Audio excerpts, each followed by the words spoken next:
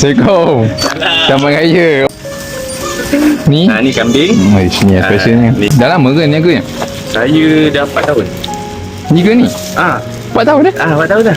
Dia ni dah lama lah dia ni. Dah lama dah sebenarnya. Saya tahu pasal yang baru ni viral kuih cara crispy tu.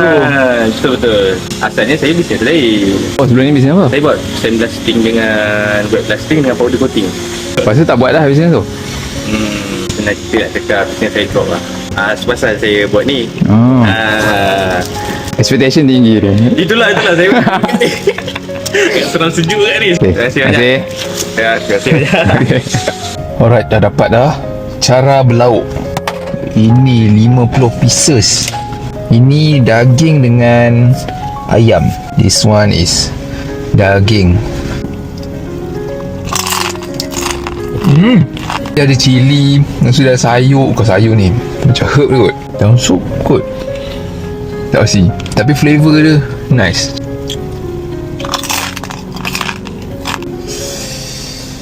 Sorry Raymond. Sedap sangat sampai aku lupa kau punya. Nah. For you, kuih cara kambing.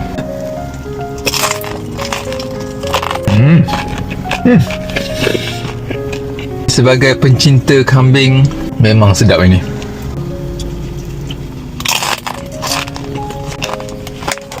Puas hati gila. Terutama yang kambing tu. Rasa kambing dia kuat tau. Kambing lover memang akan suka. Ni kalau dapat dessert ni lagi layan ni. Assalamualaikum. Oh, salam. Nah, hadiah hari ni. Weh, serius lah? Yang apa ni? Cream caramel tau. Oh, yo. Apple crumble. Baru cakap pasal nak dessert, tiba sampai dessert. Thank you. Cream caramel dengan apa tadi? Apple crumble. Oh, panas gini. Ingatkan dia buat lasagna dengan cottage pie je. Dessert pun boleh. Sikit. Ush.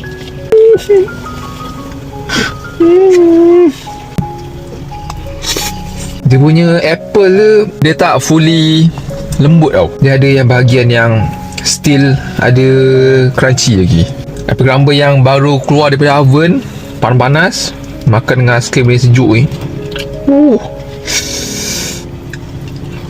Saya dah ada kotak lah. Not your regular Instagrammable food. Ya, Rahim.